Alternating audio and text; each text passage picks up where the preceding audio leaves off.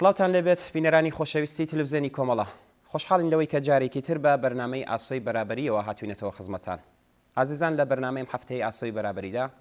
گۆشەیەک لە مێژووی خۆراگری خەڵکی کوردستان و شەڕی خوێناوی شاری سنە و دەور و نەقشی ژنان دەخەینە بەرچاوە و قسەی لەسەر دەکەین. پێشەوەی کە دەست پێ بکەین سەرەتا یادی ئەو ئازیزانە بە ژن و بە پیا و بە منداڵ بەرزڕا دەگرین کە لەو شەڕە داسەپا و نابەرابەرەدا گیانی ئازیزیان بەخت کرد. شەڕی 24 ڕۆژەی شاری سنە لە دوا بە دوای هێنانی هێز بەرەو شارەکانی کوردستان لەلایەن کۆماری ئیسلامی لە ڕۆژی 31 مانگی گوڵانی ساڵی 1359 دەستی پێکرد. شەڕی شاری سنە لە دوا بە دوای بڕیاری هێرش بۆ سەر خاکی کوردستان لە ڕاستیدا هێرشکردنە سەر دەستکەوت و دیموکراتیکەکانی خەڵکو و ئەو ئازادیانە بوو کە خەڵکی کوردستان لە دوای شۆڕشی ساڵی 57 بەدەستیان هێنابوو. هەر بۆیە لەلایەکەوە دەوڵەتی کۆماری ئیسلامی بە بیانی و جۆراوجۆر هێرشی دەکردە سەر کوردستان و سەرکوتی خەڵکی دەکرد. و لەلایەکەوە لە تاران و شارەکانی تر دەستی بەداخستنی ڕۆژنامەکان و ڕێکخراوە دموکراتیکەکان و بنکە ڕێکخراوە سیاسیەکان کردبوو. لە دوای شۆڕشی ساڵی 1357 لە ئێران تابەر لە دەستپێکی شەڕی 24 ڕۆژەی شاری سنە، شاری سنە بەدەستی ئەو نێونەرانەوە بەڕێوە دەچوو کە هەڵبژێردراوی خەڵک بوون. تەواوی ڕێکخراو و حیزبە سیاسیەکان بەڕاست و چەپەوە لە جەوێکی زۆر هێمن و دموکراتیکدا لەم شارە جێگیر بوون و بە شێوەی ئازاد چالاکی خۆیان دەکرد. نێونەرانی شاری سنە بەڕای خەڵک چەندین نێونەری دیکەیان هەڵبژار کە تا ئەم دوایانش بوون بە نزیک بە 55 نێونەر و لە بنکەکان لە شاری سنەدا دەستیان بە ڕێخستنی خەڵک کرد. ئەو جەوە دموکراتیکە و ئازادیەی کە حیزبەکان و ڕێکخراوە مەدەنی و سیاسیەکان لەو کاتەدا بوویان دەستکەوتی شۆڕشی ساڵی 57 بوو. وا بەڵگەیەک بوو بۆ سەلماندنی خۆراگری خەڵکی کوردستان لە بەرامبەر کۆماری ئیسلامی کە ئامانجی ڕوخانی شۆڕشی 57 بوو. ئەگەرچی کە خەڵکی کوردستان بۆ ئەم دەستکەوتە بەهایەکی قورسیاندا. هەر بۆیە ڕژیمی کۆماری ئیسلامی بۆ وەرگرتنەوەی ئەم دەستکەوتانەی شۆڕشی 57 بە هێزی نظامی کە تەنانەت هەڵگری چەکی قورس بوو و بە فڕۆکە و کۆپتێر لە چەندین لاوە هێرشی کردە سەر شاری سنە. ئامانجی کۆماری ئیسلامی لە ڕێخستنی شەڕەکان بەرەنگاری لەگەڵ خەڵک و ڕێکخراوە سیاسیەکان بوو تا بتوانێت لە کوردستانیشدا بە ئاسانی چالاکی خۆی پەرە پێ بدات. هەر بۆیە جارێکی تر شەڕێکی نابەرابەر و خوێن ڕێژانەی بەسەر خەڵکی کوردستاندا سەپاند. ئەگەرچی شەڕی 24 ڕۆژەی شاری سنە ئەوەڵین شەڕ نەبوو، بەڵام لە چاو وەحشیگەری و کوشتنی خەڵکی بێدەسەڵات جیاوازێکی زۆری لەگەڵ هێرشە نظامیەکانی دیکەی کۆماری ئیسلامی بۆ سەر کوردستان بوو. ئێمە بۆ لێکدانەوە و تیشخستن لەسەر بەشێک لە مقاومەتی شۆڕشگێڕانی خەڵکی کوردستان بە تایبەت لە شەڕی 24 ڕۆژەی سنە و توێژێکمان دەبێت لەگەڵ هاوڕێیان فەریدونی نازری ئەندامی کمیتەی ناوەندی کۆمەڵە و هاوڕێ گوڵەی قوبادی یەکێک لە پێشمەرگە دێرینەکانی کۆمەڵا کە خۆیان لەم شەڕەدا چالاکانە بەشدار بوون سەرنجتانیشی بۆ بینینیشی ئەم بەرنامەیە ڕادەکێشم.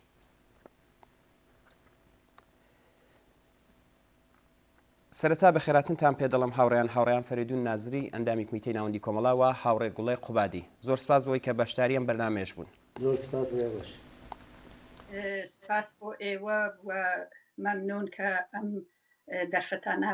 بۆ من ڕوختان کە بتوانم لێرە قسە بکەم و زۆر سپاس. هاوڕێیان پێشەوەی کە دەست پێ بکەین پێشەوەی کە بچینە سەر شەڕی 24 ڕۆژەی شاری سنە بە پێویستی دەزانین کە سەرەتا کورتەیەک لەسەر فەرمانی خومەینی بۆ هێرشی نظامی بۆ سەر کوردستان لە 28 خەرمانانی 1350 باس بکەین. هاوڕێ گوڵێ فەرموو. بەڵێ 28 پێش 28 مرداد هەروە ئەزانین کە شۆڕشی ئێران دەستی پێکرد و ئەو شۆڕشە کە دەستی پێکرد لە کوردستانە و هەروەها لە ئێرانە ئازادی گەلێک بەدەست هات. من فرەتر لەسەر کوردستان تەکیاکەم و لەسەر شاری سنە چونکێ بەحسەکەی ئیمڕۆژمان لەسەر ئەوەسە ئێمە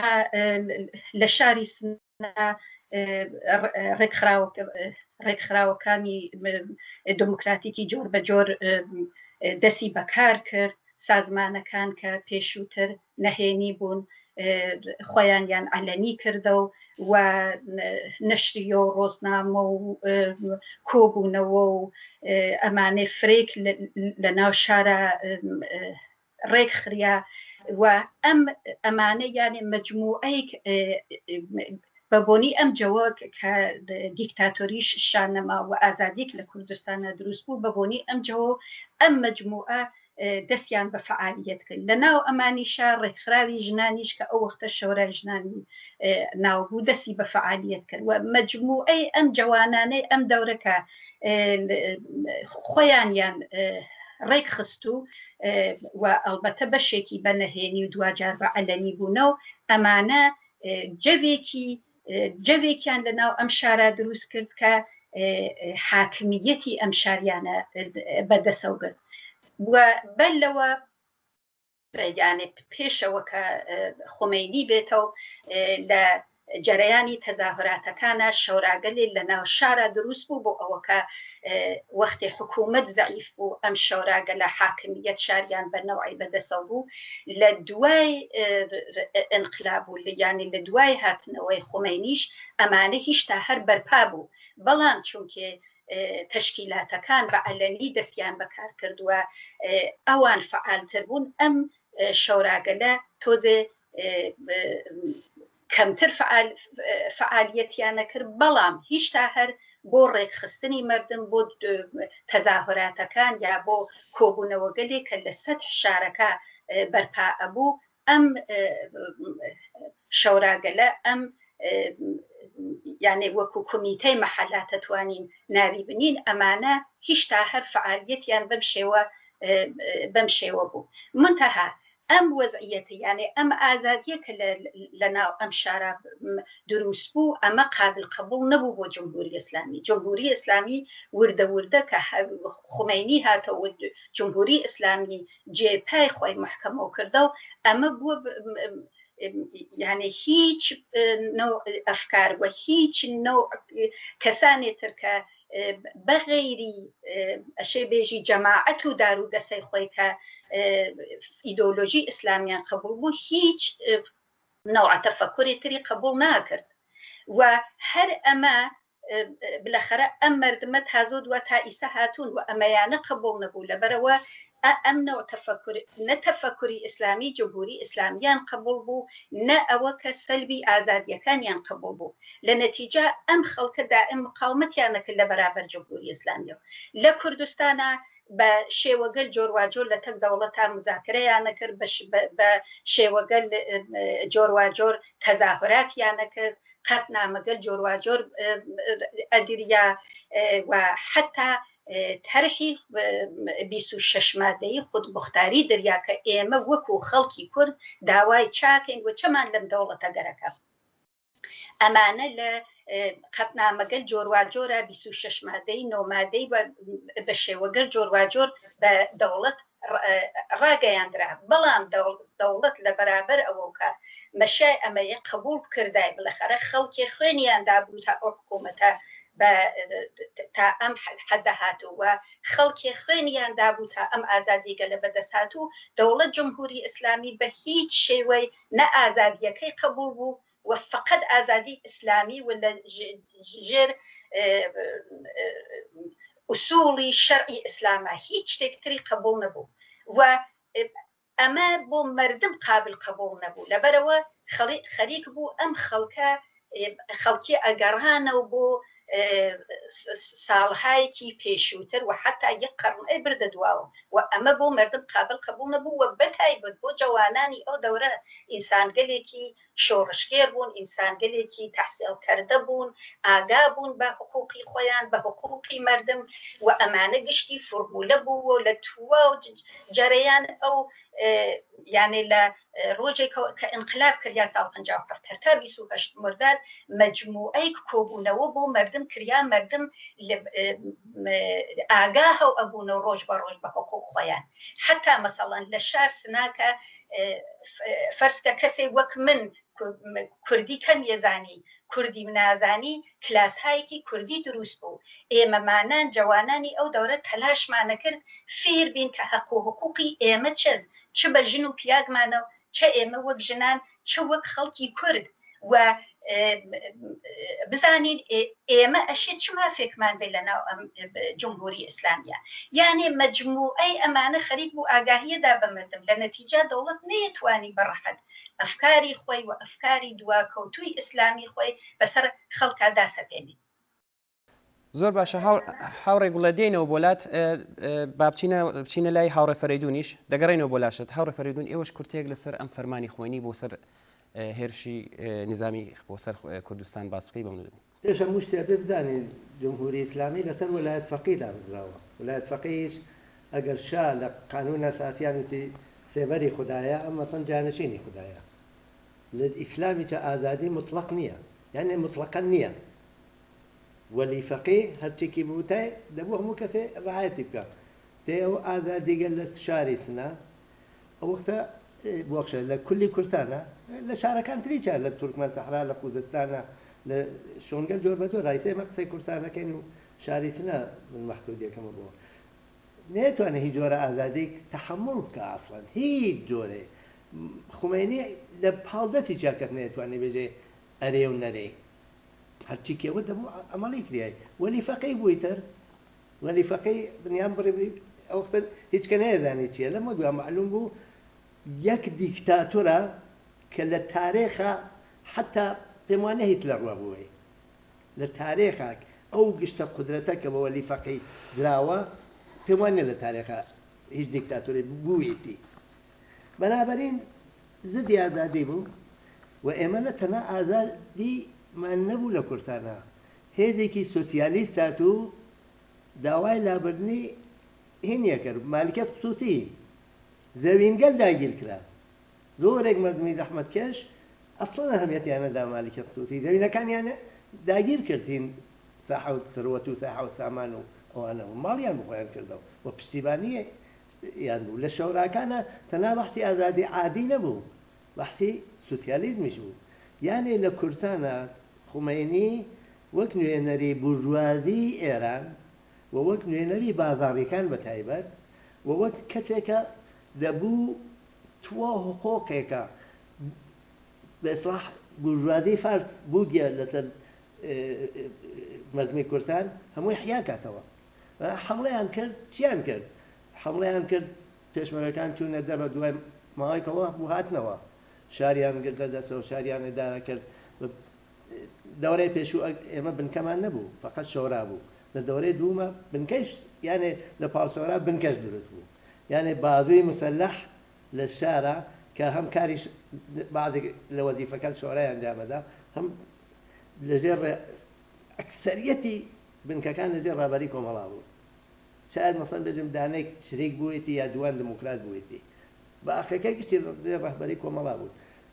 ئەو شاریانە ئێدارا کرد حمڵی ئەوەڵەکەی خاص لێ حاڵی نەبوو تەکیە تەرەفە بە دوو شکستی خوا لە ناو خۆیان یەکدەست نەبوو نیروەکەی بەرابەرێکی زۆر قایم لە بەرابەری ئاوێتە ئەو خومینیە کەوتی ئەبێ لە تارانەوە تا کورتان سێدارە بچنن وەک کی و ناوی برد لە سێدارە بدەن مردم لە سێدارە بدەن گشتینکەن ئەمجارە هاتووتی ئێمە براین بە یەکەوە ئێمە فڵانین بە یەکە یەک بنیامێکی زۆر دڕوو و قەباز و فرسەت تەڵەب بوو خومینی بەنابەرین لە واقع حمڵەی بە کوردستان حمڵەی بە دەستکەوتگەل تەنها دموکراتیکی کورتان انقلاب نەبوو حمڵە بە نیرویکی سۆسیالیست بوو کە هاتوو مالکیەتی خصوصی مقدەسترین شتی شیعە و سنی و هەرێنێ بورژوا ئەوەیە بردووە زێر سوال بەڵێ هاوڕێک بڵێ مەبەستی دەوڵەتی کۆماری ئیسلامی ئێران لە فەرمانی هێرشی نظامی بۆ سەر کوردستان چی بوو؟ بە نەزار من مەبەست لەو هێرشە لە بینبردن ئەم ئازادیگەلە کە من و کاوریا بە یەکە و باسمان کرد لە بینبردنی ئەمانە بوو جمهوری ئیسلامی بە هیچ شێوەی هەروە کە وتم هیچ فکرێک و هیچ عەقیدەیەک تری قبول نەبوو و ئەو دقیق طبق شریعت ئیسلامە چوە بەرەو شریعت ئیسلامیش هەرتا ئەم تاریخە نیشانی داگە بەغێری سەرکوت هیچ قسێک تر حاڵی نابێت و فقط خنجەر و لە دەورەی خۆیان خنجەر و لە ئیسەیشا تفەنگ و ئەسلحە ئەزانێ قسە بکات هیچ شتێکتری هیچ زوانێکتری نییە لە نەتیجە وەختێ ئەم وەزعیە لە کوردستانە ئەدی ئەوەڵ دەفە بەل لە کوردستان لە ئێران و دەسی پێکرد تواو ئەو ئازادیگەلە کە لە ئێرانە بوو لە حملە بە سازمانەکان لە حملە بە نەشریات و ڕۆزنامە لە حملە بە کۆبوونەوەکان بە شەبە شارەکان بەو کۆبوونەوەگەلە کە لەبەر دانیشگا بە ئازادی ئەکریاوە بەدەها لەم نەو ئازادیگەلە حملەی کرد و خەڵکی سەرکوت کرد و ئەوانی بەدیل کرد و خستی زیندان و دوای و ئێدام دوای ئەوە هێرشیان کردە سەر کوردستان لە کوردستانە لە 28 مردادا ئێمە هیچتا مسلح نەبووین هیچ ئەسلحەیەک بەدەست هیچ کەسە نەبوو ئەگەر لە تارانە بە تفەنگ و چووە ماڵەکان و چووە ناوشارەکان لە کوردستانە تانی هاوردە ناوخیابە ئەمە معنای بوو خەریک بوو ئەیوت بە مردم ئەیوت تۆ حەقی خودمختاریت نییە حقت ئەو ئێمە ئەمانوت خودمختاری یعنی لە ئێران جیا نابووینەوە بەڵام ئەو ئەمەیە بە تەجزیە تەڵەبی دانیە جا فرەجالە بە ئەم قسە لە وەختێکا کە داوای حەقی خۆت ئەەکەی تەجزیە تەڵەبی بەڵام لە زەمانێکا کە تۆ گەرەکتە ئەم حەقە بسێنی و داواکەی کە من ساحێ و حەقم هێرشەکەنە سەرت کە تۆ تەجزیە تەڵەبی دەی معلومە ئەشێ تەجزیە تەڵەبم وەختێ تۆ حەق و حقوق من نای و حاضر نین ئەم میلەتە لە ئێران جیا بنەوە ئەڵبەتە من ئەوە بێژم ئێمە لەو دەورانە تا ئیسەیشە داوای ئەم تەجزیە بوونمانە نەکردگا منتەها هەر جارێک کە خەڵکی کورد داوای ئەم تەجزیە داوای حقوق خۆیان یان کرد بە مارکی تەجزیە تەڵەبی متهم بوو لەو دەورانیشا وەختی ئەو هێرشە کە خومەینی هاوردیە سەر یعنی بە دەستور خومەینی هێرشیان کردە سەر کوردستان ئەم مارکیە پێوە بوو و بەم مارکە توانیان خەڵکی نائاگای ئێران بەسیچکەن و بەم جۆرە حملە بکەنە سەر کوردستان و بەداخەوە ئەو حملە کریا وەلێ هیچ نیرویک لە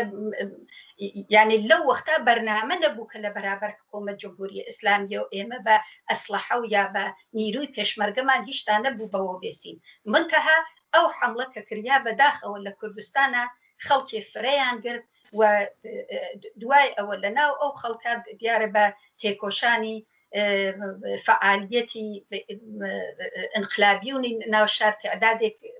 ئازاد بوون بەڵام 11 نەفەریان دەستور ئیعدامیان کرد لەلایەن خەڵخاڵیە و کە هەناردووی وەکو حاکمە شەر هەناردوویان بۆ کوردستان کە کوردستان سەرکوت بکا بە قۆڵخۆیان منتەها ئەو شەوە کە دەستور ئەم ئیعدامە دریا بلا فاصلە دایکی شەهریار و حەسەنی شەهریار و پێم وابێ حەسەنی ناهی دەگەر اشتباه ناوەکانیان نێژم دوو برابوون کە لە ناو ئەم 11 نەفەرا بوون ئەم دایکە یەک بەسیجیدا لە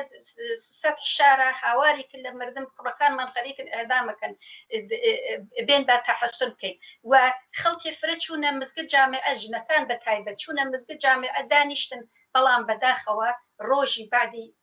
بەبێتەوە جۆ بەم ئێعترازە بەم داخوازیە مردمە ئەم 11 نەفەرە ئەعدام کریان و کە لە هەرچێ جێگا ئێمە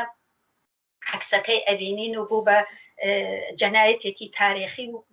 ڕووی جمهوری ئیسلامی پێ ڕەش کرد. بەڵێ زۆر سپاس هاوڕێ فەریدون هێرشی هێزەکانی نظامی دەوڵەت لە بەهاری 59 بۆ سەر شاری سنە چۆن دەستی پێ کرد؟ پێشەوە گەر ئیجازە بێ و نەبێژم حملە بە کوردستان حملە بوو بە تواو دەستکەوتە دموکراتیک و سۆسیالیستیەکانی انقلابی 57 چونکە مردمێران کورسانیان وەک هێزێکی جیا تواشە ناکرد ئەوە هەمە جارە کوردستان میکنیم ئیران ڕات سەراسەر کوردستان میکنیم بەنابەرین لێدان لە کورسان یعنی لێدان لە تواو ئەو مردمە کە دەستکەوتەکان انقلابی 57یان هێشتا لازی نەبوو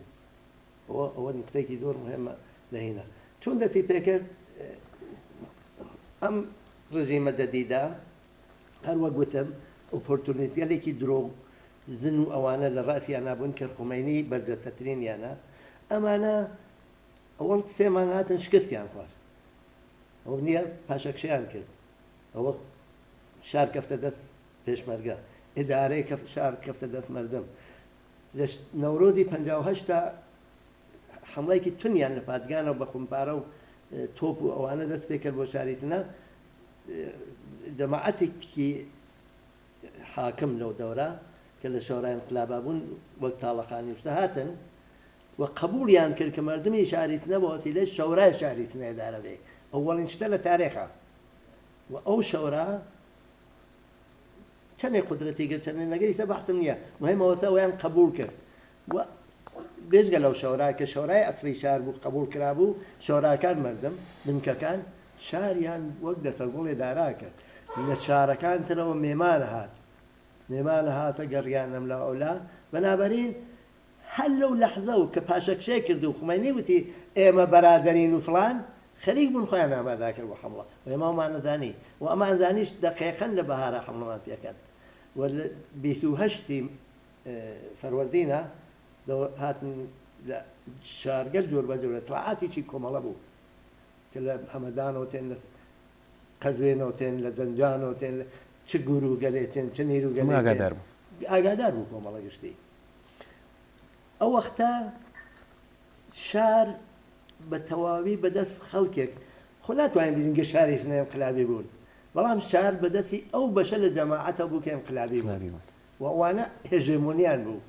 و ئەوانە واقعان گەرەێکیان بوو مقاومەت کردێ بۆ نەو لە 28 فەروەردینە کە هاتن خودی کەفتنە ڕێگە لە شۆنێکە تێژن پێ دادای کرماشان بەرەو ناوساریتنە کەفتنە ڕێگە لەوەیە هاتن خەڵک بەریانیان گرت بارێگادیان دروست کرد و عەزیم تاڵ و مانگ و شتە گشتی لە پشتیا بێتان یانێ ئەگەر گەرێکیان وای حرەکەتیان نەکرد بەڵام ئەبوو بە کێشە ڕاستە ئێمە هێشتا ئەو دەورە چەکدار ظاهرەن چەکداری تودەیمان نەبوو بەڵام هەموو کەسێک چەکی بوو و کۆمەڵەش بە کومەکی بنکەکان توانایی تارماندەی گشتی بوو بەنابەرین لە پشت باریگادەکانەوەێتان خەڵگوتیان هەقتان نییە بێنە ناو شاریتنە وتیان ئێمە ناتکەین بۆ شەڕ هاتکەین بۆ مرد وتیان مرد ئێرە نییە مەریوانە مرد بانەیە نازانم سەر دەشتە ئێرە مرد نییە وتیان ئێمە چینە ناو پادگان دەوریان داوە کۆمەڵە بە تیمێکی کۆمەڵە یا بژین پەلێکی کۆمەڵە بە ڕاهبەرەی کاکچوان پێشیان پێگرتن مردمی باوەڕێدیش پێشیان پێگرتن لەو دوام دێهاتی دەوروبەر ئاویان کرە ناو جادەکان هەموو ماشینەکانیان ناو هەرگاوە ماوە و ئیتر لەوێ و دەستیان کرد بە خومپارە باران لە پادگانەوە و بە هلیکۆپتەر و بەهین حمڵەیان کرد بە مردم شەڕێک دەستی پێکرد لەبار نظامیەوە هێزگەلێ بوون یانوت غەڵەتم لەبار نظامیەوە بەڵام لەبار سیاسیە و دروست بوو تۆ نەتەتانی مردمێکە داوای مقاومەتەکەن لە بەرابەر حکوومەتێکە دەڕەندە قبولیان نییە دیکتاتورێک قبولیان نییە حکوومەتێکە هاتکرد سەرمایهداری دوبارە ئەحیاکاتۆ قبولیان نییە تۆ نەتەتانی بە خاتر ئەوەی کە خەتەرە تعدادێ گیان لە دەسەدەن مقاومەت نەکەی واقعا زەرەرێ زۆر گەورە لە بار سیاسیەوە بوو و بەنابەرین مقاومەتێکی عەزیم کرا بە نەزەری من گەرچی دەربەیشمان خوارد تا هەموو مبارزەیەک هەموو هینێک بەشخۆی هەزینە هەیە ئەو شەڕە یەکێ لە ئفتخارات گەورەی بەرحاڵ حەداقل سۆسیالیستەکانە لە کوردستانە و تواوی انقلابی و توا ئازادیخوازان واقعی بەڵێ هاوڕێک بڵێ دەور و نەقشی بنکەکان خەڵک بە تایبەت ژنانیش لەو شەڕی 24 ڕۆژەی شاریسنە چۆن بوو؟ وەختێ لە 28 مردادا بە ئیستلاح فعالین و ئەو کەسانە کە بەرچاو بوون لە ناو شارەکە لەبەرەوە خۆیان لەو کێشەی ئەعدام و ئەوانە دەرکەن هەڵسان چوونە دەرەوە باقیش خەڵکەکە لە ناو شارامانەوە من لە 28 مردادا چوون منتەها لە فاصلەی 28 مردادا تا 13 ئابان ئەم شارە بە خۆش هات خەڵک تەظاهراتیان کرد ئیعترازیان کرد بە ژن و بە پیاگە و هاتن ناوشار ئیعترازیان کرد بە ئیعدام و کوشتن و بڕین و زیندانی کردن و دەوڵەت هەروە کە کاکوریایش ئیشارەی پێکرد تازە دوان نێتوانی لە بەرابەر ئەمە بێسێت دەوڵەت هیچتا ئەو نەخۆی نەگرد و بەڵام قدرەتی خەڵک لەوان نەبوو و دوای ماوەی کەوتووە دەوڵەت پاشەکشێ کرد و پێشمەرگە توانی بێتەوە بۆ ناوشار ئەلبەتە پێشمەرگەیش خۆی بەسیج کردووە لە دەرەوەی شارەکان خۆی ئامادە کردو لە 11 ئابانە هاتنەوە بۆ ناوشار لە 11 ئابانە کە ئەوان گەینەوە ناوشار هەر ئەوت انقلابێتر لە ئێرانە دەستی پێکردگان لەبەرەوە خەڵکی ئەم شارە بە جۆش و خرۆشێکی فرە و هاتنە ئستقباڵیان و خەڵک ئومیدێ فرە هات کەفتە دڵیان کە ئیترەوە دووبارە شار کەفتەوە دەست پێشمەرگە و ئێمە نگەرانی و ئەم خۆشحاڵیشە ناحەق نەبوو لەبەرەوە وەختێ پێشمەرگە هاتە و دووبارە ئازادیەکان هاتەوە دووبارە خەڵک نەفەسی تریان کێشە ئەم جارە مەقەڕی سازمانەکان دووبارە دایرەوە بوو ئەم جارە ئەو شەوراگەلە قەدیم لە دەوران بێژین ئەنقلابە دروست بوو ئەم جارە بە شکڵ بنکە فرەتر فعالیەتیان کردووە فعالیەتەکانیان متەمەرکز بوو لەسەر کۆمەک بە خەڵک و بەسیج مردم بۆچی بۆ ئەوە دەوڵەت محاسرەیەکی اقتصادی ئەم شاریە کرد وردەوردە و ئەم گەمارەوە بووە باعثەوە کە خەڵک لەبار اقتصادی و لە خەرف شاریان بۆ بێ منتەها یارمەتی شارەکان یارمەتی دێهاتەکان بووە باعثەوە کە ئەم خەڵکە و خەڵکی کوردستان ئەمە فشاری فەریان بۆ نێ و ئەمە ئیحساس نەکەن چون ئەم یەکێتی و هاوبەستگیە بە یەکە و یەکجار فرە بوو و ئەمەیشە لە بیرمان نەچێت کە خەڵکی ئێرانیش لەم فاصڵە یارمەتی واقعاً بەردەمیان ئەداوە هەروە کە کاوریە ئیشارەت کرد ئینقلابیونیش شارەکانی ئێران هەڵسان ئەهاتن بزانن ئەم وەزعەکە ئەم ئازادیە کە لە کوردستانە دروست بووگە چۆنە و ئەم ئەحزابە کە قدرەت ها بەدەستیانە و لێرە چۆنە شارە ئێداراکرد بە نەزەر من ئەم ئەحزابە بە شێوەیەکی باش شارەکەیان ئێدارا کرد جیاواز لەوە کە ئەمە ئەوەڵین تەجروبەیە بێژین ئێمە بوو کە خەریک بووین جوانانی ئەو دەورەکە خەریک بووین ئەم حاکمیەتمانە ئەگەردە دەستەوە ئەلا ڕەغمی اشتباهاتێک کە لەو دەورانە کریاکە ئەوەشە ناتوانین ئینکارکەین ئێمە جوان بووین و بلەخەرە ئەوڵین تەجروبەی ئێمە بوو ئەم اشتباهاتە غێرە قابل ئینکار بوو و اجتناب ناپەزیر بوو غەیری ئەوە دەستاوەردەکەی فرەتر بوو لە اشتباهەکانی و ئەتوانێ بنیام نمونەهایەکی فرە بێرێتەوە مەسەڵەن بۆ نمونە فەرسکە معتادەکان لە مەحەلەکانە هەر مەحەلەی بیان زانیای کە معتادی هاتیە بنکەکان هاتن کۆمەکیانە کرد بۆ ئەوە ئەم کەسە لە ئەتیاد بێتە دەرەوە یا کەسێ فەقیر بووای ئەهاتن بەدەنگەوە و یا لە سەد شارەکە مرکزێ بۆ بنکەکان دروست بوو کە ئەم خۆراک و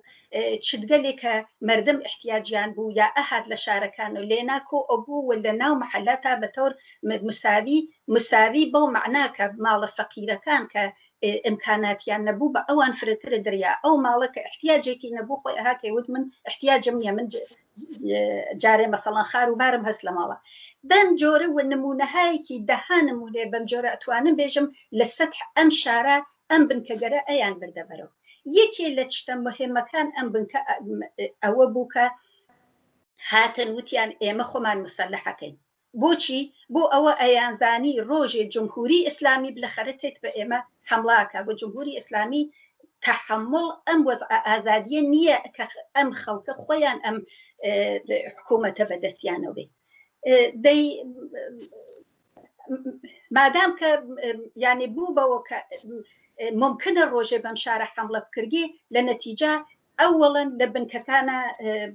هینگەلێک ئاموزشی دانریاکە مردم هەم لەبار کۆمەکای ئەوڵیە و هەم لەبار نظامیە و ئاموزش بوێنن دوای ئەوە ئەم بنکەگەلە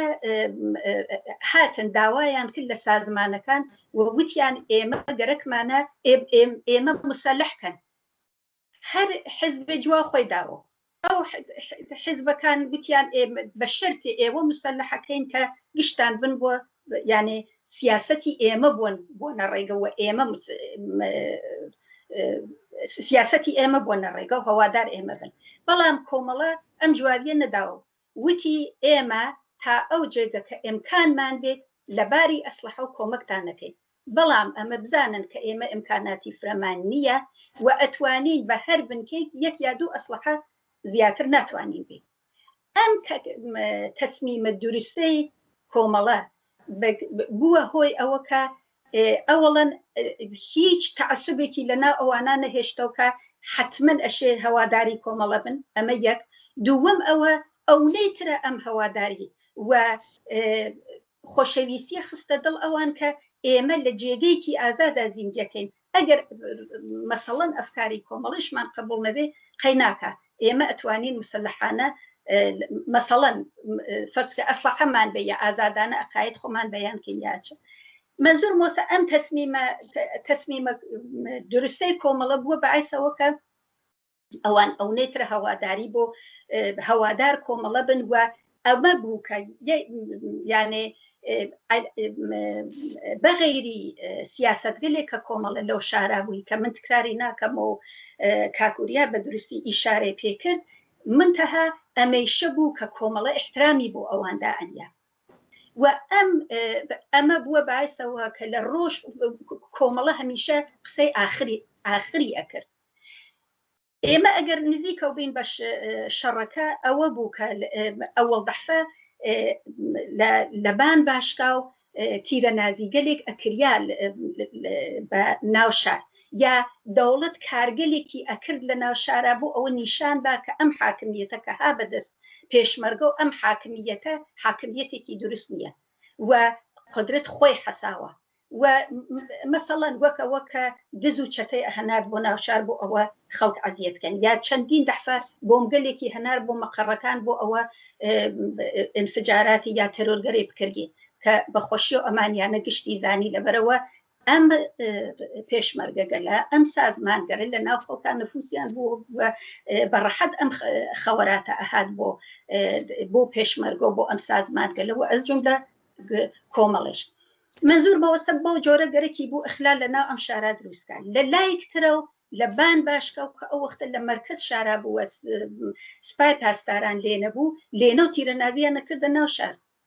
و ئەم تیرە نازیە بوو باعثەوە کە بعضە کەسێ هەر لە هیچ و خۆڕایی کابرا ناو خیابانە ئەچوە ڕێگا بکوژگێ ئەم کوشتارە ناحەق و بێدەلیلە لە ناو شارە خەڵک ئەحساس ئەمنیەتیان ناکرد داوای وەختی ئەمەیانەدی بۆ ئاخرین جار وتیان یانێ دوو نەفەر لە ناو شارە بەم شێوە کوژیە بازاڕیەکان داوایان کرد وتیان ئێمە دوکان گشتی ئەوەسین و یەکسەرە چون لە ئوستانداریە تەحەسونیان کرد تەحەسونی ئوستانداریش خۆی داستانێک تریە یعنی حەماسەیەکترە هەر وەکو حەماسەی شەڕەکە لەبەرەوە ئەم خەڵکە بە تەواوی لە گەورە و بوچکە و ئەهاتنە ئوستانداری دانیشتن بە ڕۆژە ئەهاتن ئەگەر ژنێ مەسەڵەن توانی نەبوو یا ئیمکاناتی نەبوو کە توا ڕۆژ لێ نەدانیشێ بە بۆنی مناڵەکانیە و ئەهات سەرێکی ئەدا و غەزایکی هاورد و ئەچوو ئێمە مانان کە جوانی ئەو دەورە بوون بە تەواو مەحەلاتەکانە ئەگەڕیان و ئەمانوت بە خەڵک کە ئەم خەڵکە بۆ چە هاتکن لە تەحەسونا دانیشتن و داواکاریان چەست لەم دەوڵەتە ئێمە داخوازیمان لەم دەوڵەتە ئەوە نییە کە شەڕ بکەین ئێمە تا ئیسا لەم تاریخە لە 57 و هەر تا ئیسا کە ئەمە فەروەردینی 58 ئێمە داوامان کردە و تگمانە خاستەکان ئێمە ئەمە بەم مادەگەلە داوامان کرد و تگمانە خاستمان ئەوەستە ئێمە هەر ئەمەمانە گەرەکە هیچ شتێک لەم دەوڵەتمانە گەرەک نییە و ئەمە دائم تکرارە کریاوە بۆ ئەم دەوڵەتە بۆ ئەم مردمە لەم فاصلە هەیئەت نمایندگی خەڵک کورد تشکیل بوو هەیئەت نمایندگی لە تەک دەوڵەتە دانیشت مذاکرەی کرد هەیئەت نمایندگی نمایندگانی خەڵکی کورد بوون لە تەک دەوڵەتە مذاکرەی کرد بەڵام بەداخەوە دەوڵەت و گوێچکێشنەوەی نەبوو ئەم هەیئەت نمایندگیشە بە هیچ نەتیجەیەک نەگەی لە نەتیجە ئەم تەحەسونە جگە لەوە کە بەرانبەر بۆ کوشتارێ ناوشار بوو بەرانبەر بەوە بوو کە خەڵک ئەیزانی ئەم دەوڵەتە شەڕێکی پێ تەحمیڵە کردی بەرانبەر بە ئەوەشە بوو بەڵام بالئەخەرە ئەم تەحەسونە کومیتێکی بوو لە تەک دەوڵەتان مذاکرەی کرد و ئاخرەکەی ئەمە بوو کە وتیان بڵێ ئێمە بە قسەی ئێواتین و ئەو یعنی ئەو سپای پاسدارانە کە هالەبان باشکە و ئەمە ئەچێتە دەرەوە ئەچێتە پادگان و نیروی ئەرتەش ئەچێتە پادگان و بە هەرحاڵ ئەمانیانە قبول کرد. هاوڕێگوڵە ئێوە بۆ کوژنێک لەو شەڕەدا حوزورتان بوو بەگشتی باسی دەور و نەخشەکانمان کرد ئێوە وە کوژنێک دەور و نەخشی ژنانتان لەو شەڕەدا چۆن بینی؟ وەخشەبا من ئەمە تواوکەم ئێمە لەو تەحەسونا نەقشی گەورەمان بوو هەروە کەوتم بەڵام دەوڵەت دوای کە تەحەسونەکە تواو بوو حمڵەی کرد بە یانێ ستونی هاورد و ستونەکە قرار بوو ئەم شەڕە ستونەکە دەسی پێ بکە منتەها ئێمە لە بەرابەر ئەو ستونیشە وێساین و ئەوە بوو کە چوین ئەو تەحەسونگەرە هەم لە شارسنا هەم لە باوەڕێز هەم لە جێگەگرترە کامیارانە ئەم خەڵکە کە ئەغڵەبی ژنان و زۆربەیان ژنان بوون لە بەرابەر ئەم ستونە وێسان و بە دەوڵەت یانوت ئێمە شەڕخوازنی منتەها دەوڵەت ئەلا ڕەغم تواو ئەمانە شەڕەکەی دەست پێ کرد ئەم شەڕە کە دەستی پێ کرد لەو وەختە پیادەکان مسلح بوون کوڕە جوانەکان مسلح بوون و ئێمە ژنان مسلح نەبووین بەڵام ئەو یانێ پشتجبهەیەکی قایممان دروست کرد بۆ ئەم پێشمەرگەگەلە کە لە سەنگەرا بوون و ئەم بنکەگەلای کە تا ئیسە لە ناو مەحەلاتا بوون ئەم بنکەگەلە بەعدەن منتەقل بوون بە ماڵەکان لە بەرەوە خومپارە باران و شەڕێکی فرە لە نائەمنی لە شارەکە دروست بوو منتەقل بوون بە ماڵەکان و بە ئەستلاح لەو دەورانە دایکەکان ئێمە کە لە ئێمە بەعمرتر بوون دەستیان کرد بە غەزا دروستکردن و چ دروستکردن بۆ پێشمەرگە و ئێمە جوانگەل بە کەنیشک و کوڕە و ئەمانمانە ئەبرد بۆ سەنگەر و کاری ئێمە غەیری ئەوە کە غەزا بگەینین بە سەنگەر گروه ئەمدادیش بووین یانێ ئەو کەسانەکە لە ئەسەر خومپارە باران و تۆپبارانی دەوڵەتە و ئەرتەشە و پادگانە و ئەم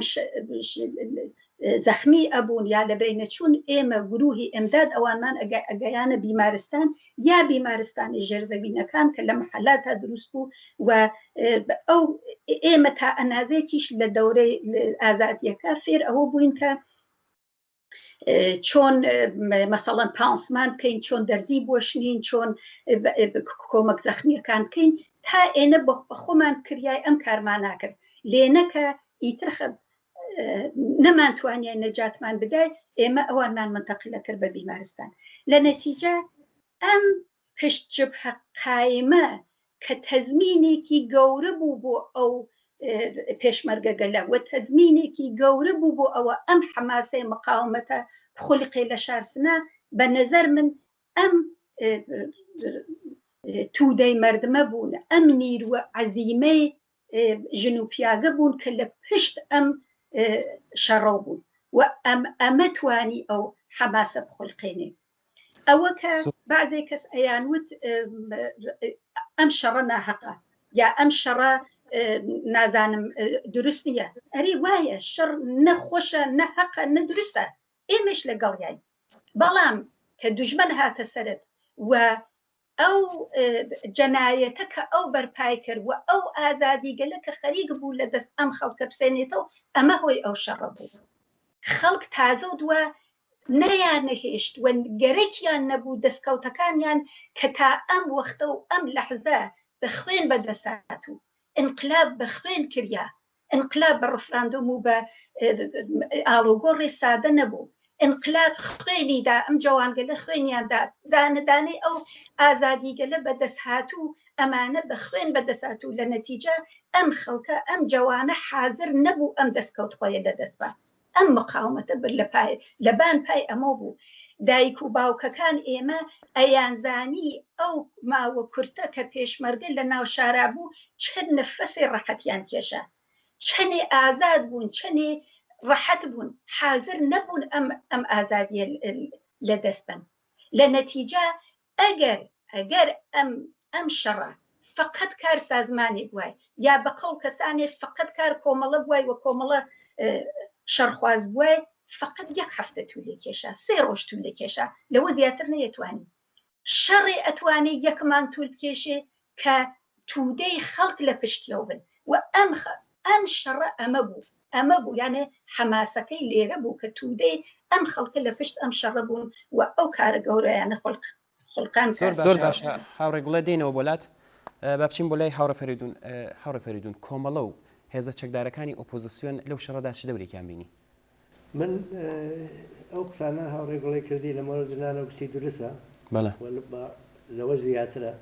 بەڵام ناوی هاوڕێ شەهینی باوەفا ببێرین ئەنترنی بیمارستان بوو ئەمەڵەن ڕئیسی بیمارستان بوو بێژگەلەوە دوو بیمارستانمان بوو کۆمەڵە لە دەرەوەی لە مەڵەکشانەکان ئەوانە گشتیە دارا کرد فرێکیش لە ناو مەحەلاتە دروست کرد بوو حتا وەختێک کە کۆمەڵە لە ڕێیەک ڕفێقی گیان بەخت کردومان کە ئەیۆ بۆ هەناردێ شۆنی کە ئەڕینە دەرەوە بێ بۆ دەراو تی ناتوانم بێمە دەرەوە نەخۆشگەلێکم هەیە لە ناو زەخمیگەلێکم هەیە لە ناو هینا لە ناو مەحەلاتە من لەوەم لەبێنەچم قبال ئەوەندا مەسئولیەتی بوو زۆر ئەسەن گیانی بۆیە لە دەستا بێژگەلەوە زۆر وشیار بوو خانم هەمەیلی کە الان بەخۆشیەوە دینگە و خاتراتی نووسیگە و ئەمانە لە ئۆتاقی عەمەڵایژێ پێژێ لە تارانە و کەسگەلێک هاتکەن دوانیان لە پاستار وشتاچن جەڕاحن وەلی هینی ئیسلامی وشتن ئەوانە ڕفێقامانە کوژن هینجێ تێڵن وەسیلە جێ تێڵن لە ناوسکی ڕفێقانەوەم لاولا دەقیق خۆشە یانە یادی شەهینی باوەفاش لێرە لازم بوو بکەم ئەمە هێزە سیاسیەکان دموکرات ئێوەت نابێ بشەڕە بکەیت ئەبێ بڕینە دەرەوە من تەوزێحمدا شەڕەکە ئێمە سیاسی شەڕ هەمیشە ئێدامەی سیاسەتە ئەم شەڕە گەر تو مقاومەت وتیان نەکردای شاید بەتوانم بێژمە فەوتیایی مردم گاریکیان بوو لە ئینقلابێکە کردویانە دەستکەوتێک کە بوو گیانە هێزێکی جەنایەتکاری خۆپەرستی ئیسلامی کۆنەپەرەتی دواکەوتوو 1400 ساڵ فکری بۆگەنی کۆنەی هەیە دیکتاتوریەکان دی بوو لە شتارەکانیان دی بوو خەڵخاڵیان دی بوو گەریکیان بوو مقاومەت کەن تۆ جوا ئەو مقاومەتە نەدایەتەوە ئەفەوتیایی وای کۆمەڵە دواوی داوە دموکرات ناچار بوو بێت ئەلبەتە ئینسافەن ئەو وەختە چریگەل فدایچ گەریکیان بوو شەڕکەن ئەو وەختە هێشتا سازشکارەکان زاڵ نەبووبوون هێشتا ئینقلابیونی ناو فدایەکان زاڵ بوون بەتایبەت لە کورتانە بەنابەرین گەرەیکیان بوو هاوڕێ بێروت من الان شۆرەتەکەم لەبینیە ممکن هاوڕێ گوڵی لەبیری بێ ئەوە بێروت سڵێمانی قارەمانێ بوو ئەویشتە تەرەفدار ئەدامە شەڕ بوو دموکرات ناچار بوو دیسە چیمان کرد هەموو بنکەکان وتم بێزگە لە سیانی نێواکەی هین کۆمەڵە بوو ئەمانەمان تەقسیم کرد شارمان تەقسیم کرد شارمان بە کولی وەک دایرێک لە نەزەراگر تەقسیممان کرد کۆمەڵە دموکرات فدایی بنکەکان تەکەوان نابن بنکەکان بە دوورتیاتن وتیان بابەگیان دموکرات نابێ ئەم شەڕە بکەین بەنابەری ناتوانێت لە سەنگەرا بێتێ چۆن ئێمان لەلای ئەوان سازمانەدەن کۆمەڵە دوای چی بوو وتی ئێمە یەک تیمە زربەتی گەورەمان هەیە کە ڕەهبەری نظامی کاک عەلی گوڵچینی بوو کە مەسئول بوو بە سەلاح ڕەش قارەمان و فەرماندەی ئەسڵی یەکێ لە ئەسڵیگەل لە پاڵ کاک سەلاحە کاکشوان بوو وتیان ئەو تیمە زربەتین بە کاکشوان بەنابەرین لە هەر کوێنێکە ئێوە تووشی مشکل بوون دموکرات یاریکی وسانە چۆن کا فڵان ومانە ئەمانە هەن وواقعان هاوڕێ گوڵی دروستێژێ ئەگەر ئەو پشتیبانیە جەماوەریە نەبووای ئێمە داوامان ناهاوە چۆ پشتیبانیە جەماوەریە فقط غەزاوەوانەش نەبوو ڕۆحیەیەکە لەوانت وەرەگرت بێژگەلەوە ئیمدادێکە من بە چاو خۆم دیم چەند کچی جەوان چۆن پریش بوونەوە بە دیگەی خۆم پارە بێژگەلەوە ڕابتەکانیان بە قەرارەکرد چون تواو ارتباتاتی ئەمەیان بە تۆپباران و خۆپارەباران و لە ئاسمانەوە لێدان تەلێفۆن و هەموو وەسایلی ارتباتیان قەت کرد بوو فقط ئینسان نێتوانێت ئەو کارە بکە بەنابەرین کاکشوان لەم ڕابتگەریە بوو لە تواو سەنگەرەکانەوە ارتباتاتیان بەرقەرار کرد و لە هەر کوێنێکەوە شلیک باتایەتە بەرەو نقصانێ باتایەتە بەرەو چچیک باتایەتە بەرەو چستی بڵین فەوەرەن خۆیان گەیان و بەداخەوە ئاخریی هەر لە قسەی بنکەکان دوورت دەچوو ئێمە لە شەریفاوە و لەو قسمەتەی لە شار کە بەدەست دموکراتەوە بوو شکای واتنە ناو شار باقی سەنگەرەکان یەک دانایان نەکەوتە دەست دوشمن یەک دانە سەنگەری کە لەژێر ڕابەری کۆمەڵە و فدایەکان هەبوو نەکەوتە دەست دوشمن بە هەر حاڵ مەسوومەوە بوو کە ئەم شەڕە شەڕێکی جەماوەری بوو داوەخوازیەکی جەماوەری لە پشت بوو و جێگەی ئەفتخارە بەڕاستی لە تاریخی ئێمە هەرچەند هێنی دەربەیشمان خواردووە بەڵام نەخشی سازمانەکان وا بوو کە تەقسیم کرابوون هەماهەنگی بوو فەرماندەهی بەداخەوە فەرماندەهی یەکدەستمان هێشتا دروست نەکرد بوو بەڵام بە مەعنا ئەوە مەوجود بوو و ئەویش کۆمەڵە بوو کولەن ئۆتۆریتە و هێژێمۆنی کۆمەڵە لە شارەکە وا بوو هەرچیکی بوو تا دەبوو باکە پەیرەوی لێ زۆر باس هاوڕێ گوڵێ برای ئێوە ئەو شەڕە بۆ 24 ڕۆژی خایاند من یەک چت بە قسەکان کاوریا ئیدافە بکەم ئەویشەوەسا دروست شەوێ بەر لە شەڕەکە یانێ وەختی تەحەسونەکە نیە کریا تەحەسنی بەرستونەکە کریا دوای ئەوە ئیتر ئەمانزانی ئەوە ستون تازە دووە ئەو تەحەسنیشە بە مۆفەقیەت ئەنجام نەبوو بەحاڵ دەوڵەت بە قسەی ئێمە نەکرد و ستون هاتە ناشار ئەمانزانی ئیترەوە سۆزی حملە دەستپێکە دوورست ئەو شەو لە مزگەت ئاغازەمانە مەجموعەیەک نمایەندەی بنکەکان هاتن دانیشتن وتیان نمایەندەی سازمانەکان ئەشێ بێن جوابوو بن ئێمە گەرەکمانە لە تەکیان نەقسە بکەین بزین گەرەکیانە بۆ ئەم شارە چە بکەن ممکنە کاوریا ئەمەیە لە بیر بێت من خۆم ئەو شەو لەو کینا بووم لەو کۆبوونەوە بووم ئەمە بۆ چە بوو بۆ ئەوە گەرەکیان بوو بزانن بلەخەرە ئەم سازمانگەلێکی مقاومەتەکە وتیان ئێمە لەم شارە مقاومەتەکەین و بەڕەحەت ناینە دەسەڵ نمایەندەی حزب دموکرات چریک فەدایی کۆمەڵە وەچێکی لەناو لەو کۆبوونەوە بوون داوایان کرد لە حزبەکان وتیان هەر کامتان ئەشێ هین خۆتان بەرنامەی خۆتان بێژن چاکن حزب دموکرات طبق معمول جوابێ ئاوا دوو پەهلووی داوە و فرە موافق شەڕ نەبوو ئەوانە و چونکە لەولاو تا ئەو وەختە سازشکالی خۆی فرەی لە جمهوری ئیسلامیا کردو ئەوانە بە جێگەی خۆی وە خەڵک ئەیانزانی کە ممکنە بلەخەرە بە نەوعی ئەمە ئەو مقاومەتە ئەو نێکە من وەلێ سازمان چریکەکان وە لە پاڵیا کۆمەڵە وتیان ئێمە یەک واقعیت گەرەکمانە پێتان بێژین ئەوی شەوەسە لەبار ئەسلحە و لەبار مهماتە و ئێمە هیچ کەینەی نییە کۆمەکمان کات ئێمە هەر لەبان پای خۆمانە تا ئیسە بێساگین ئێمە توانی یعنی ئەو جۆرە کە فەرماندە نظامیەکانمان قزاوەتیان کردە توانی نظامیمان یەک هەفتەست لەمە زیاتر نییە منتەها تا ئەو وەختە کە ئێوە مقاومەت بکەن هاین لە پشتن و ئەمە دڵخۆشیکی فرەیدا بە ئەم جوانانە و ئەوان وتیان ئەگەر واسە ئێمە مقاومەتەکە و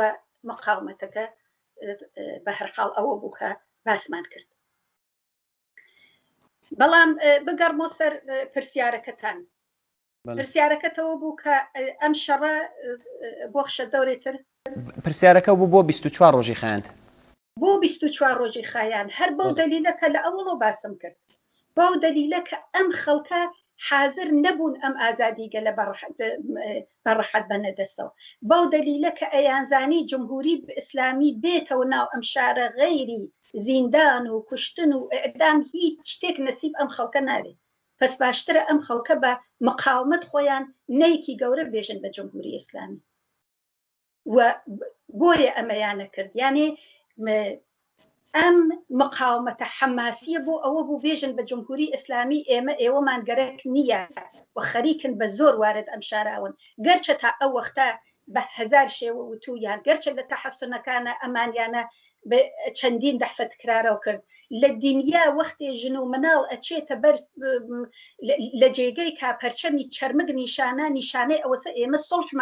سڵحمان گەرەکە جمهوری ئیسلامی ئەمەیە حاڵی نابوو بە هیچ شێوەیەک لە نەتیجە ئەم خەڵکە مەشیان یانە بە خەڵک بە دەوڵەت نیشان بدەین و بەداخەوە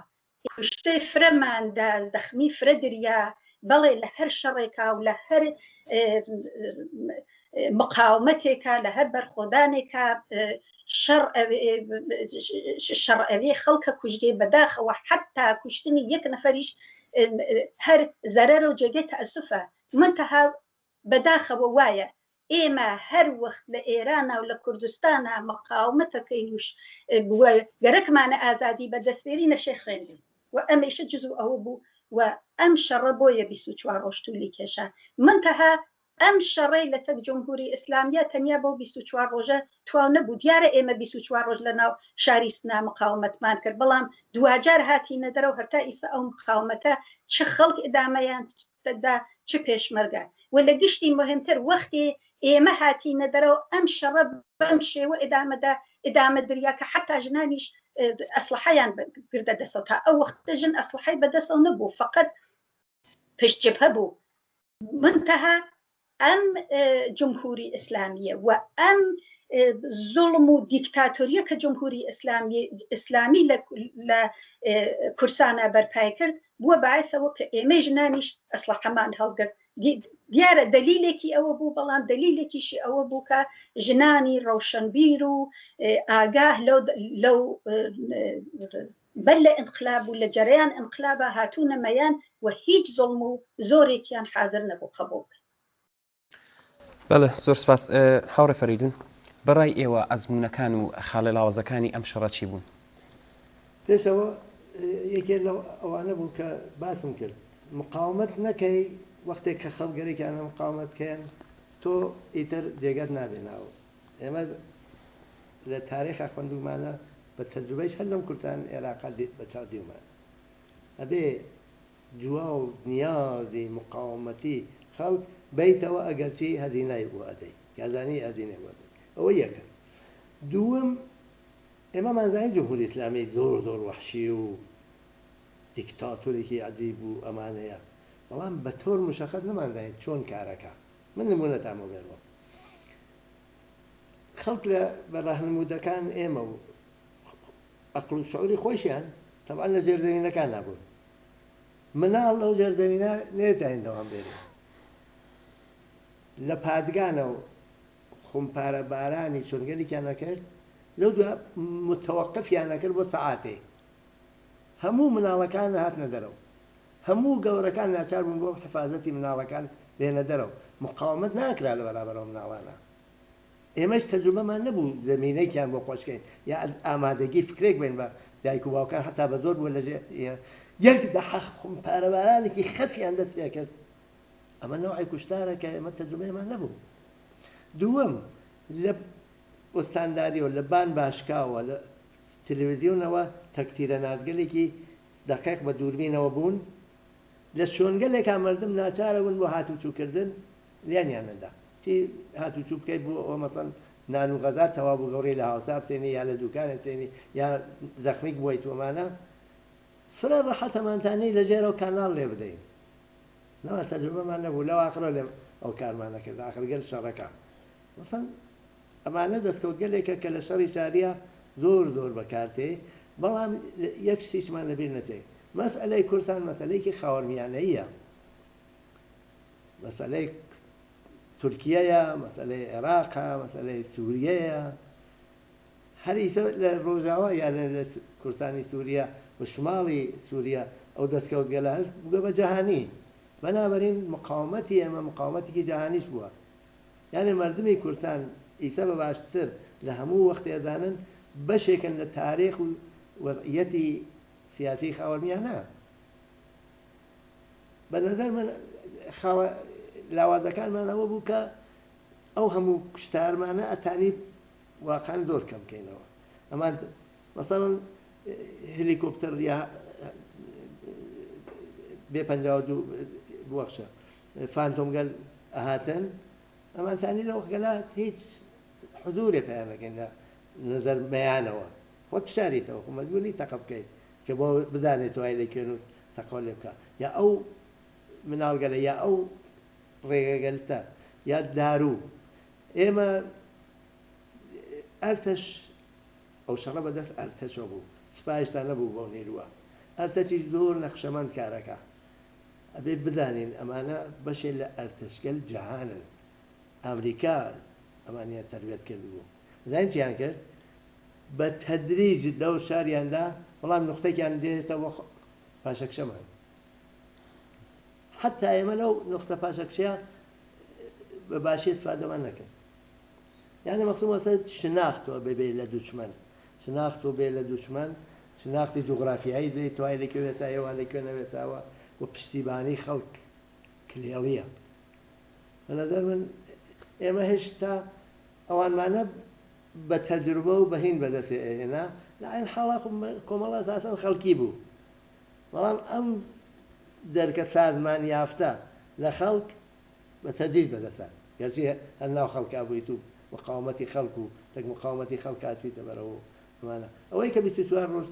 هێنی کێشا ئەوە بوو کە ئەم میزانە لە تاکتیگەل کوشتار بۆ ئێمە ڕۆشنە بوو یانی زانیمان جمهوری ئیسلامی حتا گەرێکێ بکوژێ بۆی مهم نییە مناڵە کوژێ گەورە کوژێ هەتاتانێ بکوژێ شار بێرێ مردم بەشکە ئێمە دەرکەن لە شار لە 24 ڕۆژە باوەڕکە هێشتا هاتینە دەرەوە ئەحساسی مقاومەت دەمەزمە هێشتا قەوی بوو من خۆم بە چاو خۆم وەختێکە هاتینە دەرەوە ژنەفتم بۆ کەتیچم دی وتیان پێمان باوانەکەم بۆ چاچنە دەرەوە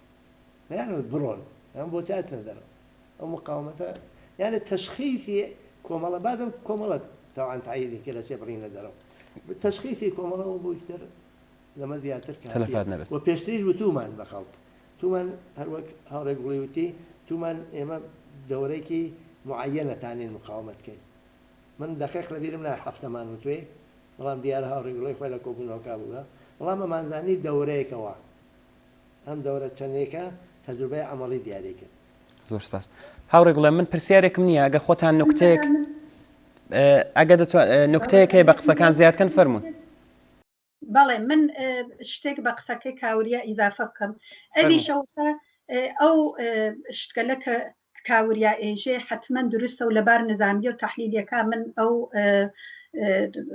پسپۆڕیش ئەوە من نییە کە ئەوانە تەحلیلکەم و ئەویش لە بەش نظامیەکە بووگە و فرەتر واردە قەتعەن ئەوانە وا بووگە بەڵام گەرەکمە بە کولی یەک چت بێژم و بە کورتی ئەوی شەوەسەکە جمهوری ئیسلامی تەسمیمی بوو ئێمە لەو شارە بە دەرکە یعنی ئیمکانی نەبوو ئێمە بە جێگەی 24 ڕۆژ نازانم 240 ڕۆژیش مقاومەتمان کردای هەر عاقیبەتەکەی ئەوە بوو کە چونکی ئەو مسلەت بوو چونکی ئەو تواو ئێرانی بەدەسەوە بوو وە قودرەتێکی گەورە بوو بالئەخرە ئێمە مەشێ ئەو شارمانە بەجێ بهێشتای بە جێگەی کاناڵی دە کاناڵشمان لێ بدای هەر مەشای ئەو شارمانە بەجێ هێشتای وەلێ ئەوە کە لە حدێکی معەنە یعنی ممکن بوو مەسەڵەن ئەم 24 ڕۆژە بێتە 30 ڕۆژ یا بێتە 15 ڕۆژ لە جێگەی کا مەشای کۆمەڵە ئەمەیە تەشخیص بدای ئیتر بەسە و ئێمە ئەشێ بچینە دەرەوە و مقاومەت ئەم خەڵکە تەوانێک و حدێکی هەست من ئەمەمە قبوڵە کە ئەشێ ئەم حەدیە دابنیای منتەها ئەوە کە ئێمە مەسەڵەن کاناڵمان لێ بدای یا کارێکمان کردای کە ئەم شەڕە ئدامەی بووە بە نەزەر من ئیمکانی نەبوو جمهوری ئیسلامی هەر ئێمە ئەکردە دەرەوە منتەها ئەوەی کە لە لای منە و فرەفرە یعنی بە قسەکان کە کاوریا ئیزافە بکەم وەکو ئەزمون ئەوی شەوەسەکە ئەزمونی ئەم شەڕە تەنیا ئەم شەڕە 24 ڕۆژە نەبوو ئەزمونی ئەم شەڕە ئەم 2 ساڵە بوو کە ئێمە ئەم حاکمیەتە بەدەستمانەوە بوو و ئەگەر ئێمە دانەدانە و بە جزئیات ئەوانە لە یەک بینە و ئێمە لێنا متەوەجە بین کە ئەم حاکمیەتە بۆ ئێمە چ تەجروبەیەکی بوو و ئەم تەجروبیاتانەسە کە بە نرخە و بە ئەرزشە ئەگەرنە تەجروبەی شەڕی مەسەڵەن 24 ڕۆژ ممکنە لەبار نظامیە و کەسانی دانیشن و تەحلیلی کە قەتعەن تەجروبیاتێکی تیا بووگە لەبار نظامیە و حتمما فرێش بە نرخە و بە ئەرزشە و ئەتوانن لێ ئیستفادە بکەن لەنا ئەوە کە تەسیری لەسەر خەڵک چۆن بووگە یا ئەو مقاومەتە کە توودەی خەڵک کردیان ئەمانە گشتی قابل تەحلیلە و ئەزمموی لێ وەرەگیرگێ و هەروە کە دیمان ئەم تەجروبیات ئێمە تەسیری بوو لەسەر ڕۆژاوە بە نظر من ئەوان فرفر لە تەجروبیات ئێمە بە دروستی استفادەیان کردە و بە باشتر لە ئێمەش خەریکن ئەو وەزع ئەوە نەبەرەوە و ئەمانە مجموعەی تەجروبیات و ئەزمونێک بووگە کە ئەم شەڕە و ئەم مقاومەتە و ئەم ماوە کورتەکە ئێمە ئەو حاکمیەتە بەدەستمانەوە بوو لە خۆی بەجێگەمە لە خۆی بەجێگەهشت لە ئەڵبەتە ئێمە ئەوشمانە لە بیرەوە نەچێتەوە کە و من وەکو خۆم وەکو جوانی ئەو دەورە هیچ وەختەمە لە بیر ناکەم کە ئەلا ڕغمەوە دەستکەوتی باشمان بوو اشتباهاتێکیشمان بوو کە ئەشێ لەو اشتباهاتیشە ئێمە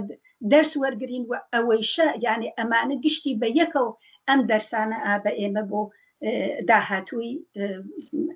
داهاتوومان و بۆ داهاتووی جی لە نوێیەکانمان کە لەو تەجروبیات ئێمە استفاداکەن بەڵام بە تواو ئەمانە و گەرەکمە یەک چت بێژم مقەسری تواو ئەمانە جمهوری ئیسلامی و ئەو دیکتاتوریە سەفاکی و ئەو وەحشیگەریەسە کە بەسەر کورد و بەسەر خەڵک و بەسەر ئێرانە ئەیسەپێنێکە هیوادارم هەرچێ زووتر بە شۆڕشی ئەم خەڵکە لە بین بچێت.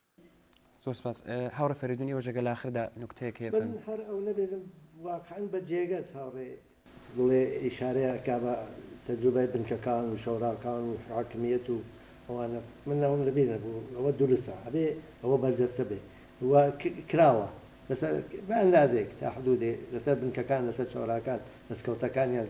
شێوەی سازماندەهیان ڕابطەیان تەک سازمانەکانە ڕابطەیان تەک خەڵکە تەقسیم بەندی خەڵک بە نسبەتی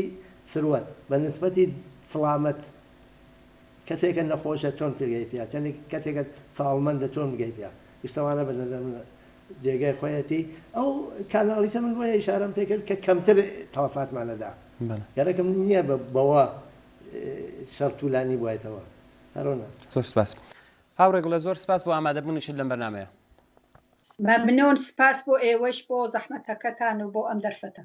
زۆر سپاس هاوڕێ فەریدون. خۆشحاڵم هاوڕێک لێ. زۆر سپاس بۆ ئامادەبوونت.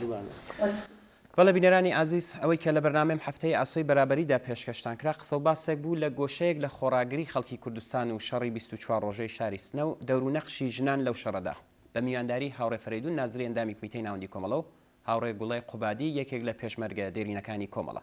دوادارین کە جێگەی سەرنجتان بوو بێت و کەڵکی پێویستیشتان لێوەرگرتێت تا بەرنامەیەکی تر و هەفتەیەکی تر هەر شاد و بەختەوەر بن.